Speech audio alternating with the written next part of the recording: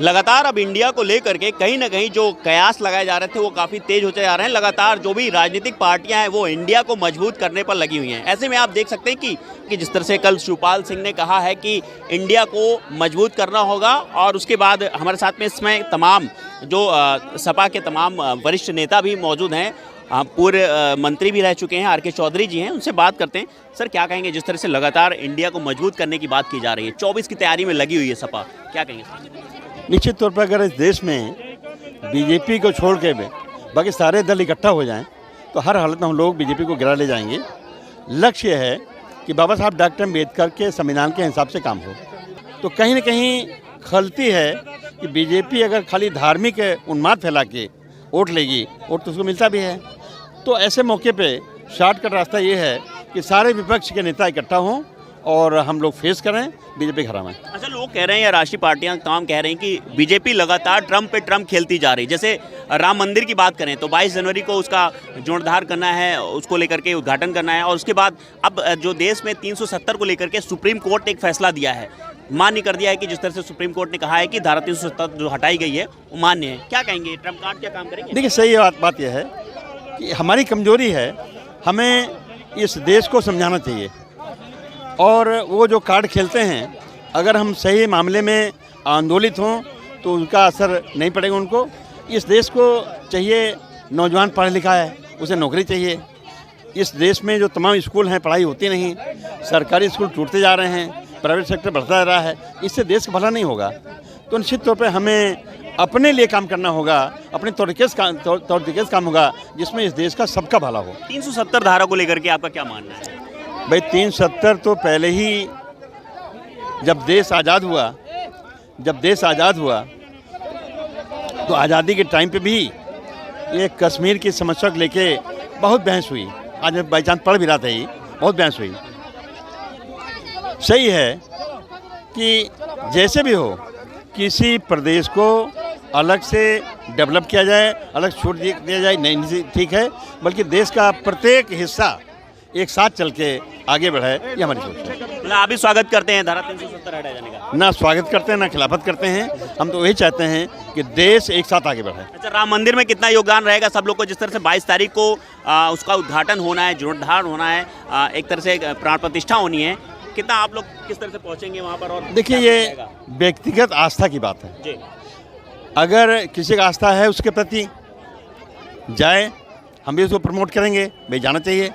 लेकिन जहाँ तक व्यक्तिगत बात है, हमारी बात है, भाई हम तो अयोध्या में पैदा हुए हैं और मैं तो तलाशता हूँ कि भगवान श्री राम ने बहुत काम किया, लेकिन कब किया? जब 14 साल वनवास में थे, राजा भी थे। हम तो तलाश रहे हैं राजा रहते हुए कुछ काम किया होगा, वो कहीं पता नहीं लग रहा है। न तुलसीदास रामायण में, न वाल्मीकि के रामायण में। हम तो अध्ययन करने में लगे हैं। और अगर हम भी देखेंगे भाई राजा रहते हुए बहुत बड़ा काम किया है तो हम भी आस्था रखेंगे। आप पहुँचेंगे 22 को हम किताब पढ़ते हैं ना, पहुँचना। बड़े भाई सवाल यह है कि राम को अगर पत्थर बनाया जाएगा वो अलग से हो जाएगा। अरे राम तो राम थे ना, कोई पत्थर बना जाएगा? है संभव? अरे इस देश में प्राण प्रतिष्ठा का डंका बजाने वाले, उनके पिता अगर ख़त्म हो जाएं तो प्राण प्रतिष्ठा करके जीवित कर देंगे क्या? तो नाटक अलग चीज़ है, यथार्थ अलग चीज़ है। हम वही मानते हैं जो यथार्थ होता है, जो हमें समझ में आता है। मैं भी पढ़ता हूँ, श्रद्धा साथ पढ़ता हूँ, रामायण पढ़ता हूँ, रामचरितमानस पढ़ता हूँ। उसमें जो हमें अपनाने लायक होता है ले लेता हूँ, जो नहीं होता हमारे लायक नहीं लेता हूँ। बिल्कुल, उम्मीद करेंगे आप भी शायद पहुंचेंगे 22 को। हमारे साथ में मोहन लालगंज के जो पूर्व विधायक रहे हैं सपा से, अमरीश पुष्कर जी, वो भी हैं। आज जिनके पिताजी के जो आज पुण्यतिथि थी, तो वो हैं, वो बात करते हैं। सर, क्या कहेंगे जिस तरह से लगातार घमासान चल रहा है 24 को लेकर के? देखिए, 24 के लेके जहाँ तक आज आप 24 की बात कर रहे हैं, निश्चित तौर पे जो इंडिया गठबंधन है वो बहुत मजबूती के साथ आ रहा है।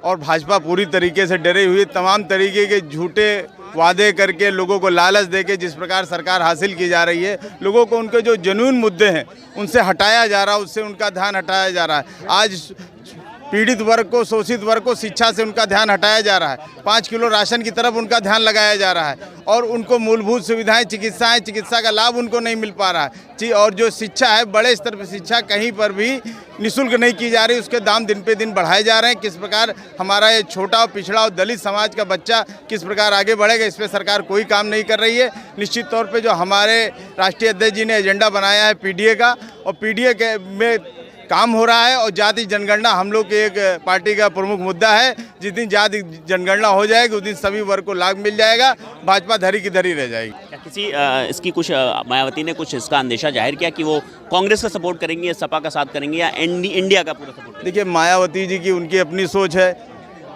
उन्होंने भी अपना उत्तराधिकारी किसको बनाया है। आज वो पूरे देश में और पूरे प्रदेश में, खास तौर पे एक वर्ग में इस चीज़ की चर्चा है जो कभी कहती थी कि जो बहुजन समाज पार्टी का या मेरा उत्तराधिकारी बनेगा कभी मेरे परिवार का नहीं होगा। आज उन्होंने क्या किया है जनता पूरी तरीके से समझ रही है और मायावती जी द्वारा जो ये किया गया है, निश्चित तौर पे बहुजन समाज पार्टी के वोटरों में बीएसपी में भी परिवारवाद दिखने लगा है, परिवारवाद दिखने लगा है और आने वाले समय में बहुजन समाज पार्टी का वोटर बड़ी संख्या में समाजवादी पार्टी की तरफ आएगा। बहुत बहुत धन्यवाद। तो ये थे हमारे साथ में जो सपा से पूर्व विधायक अमरीश पुष्कर, जिन्होंने अपनी पिताजी की पुण्यतिथि पर ये पूरा कार्यक्रम रखा और तमाम जो वरिष्ठ सपा के नेता थे वो यहाँ पर पहुँचे। हालांकि जिस तरह से कहा जा रहा है कि जो इंडिया को मजबूत करने की बात कही जा रही है, ऐसे में लगातार लोगों से आह्वान हो रहा है कि इंडिया जब साथ आएगी कहीं ना कहीं 2024 की लड़ाई आसान जरूर होगी। लखनऊ से इंडिया न्यूज़ के लिए जय शुक्ला।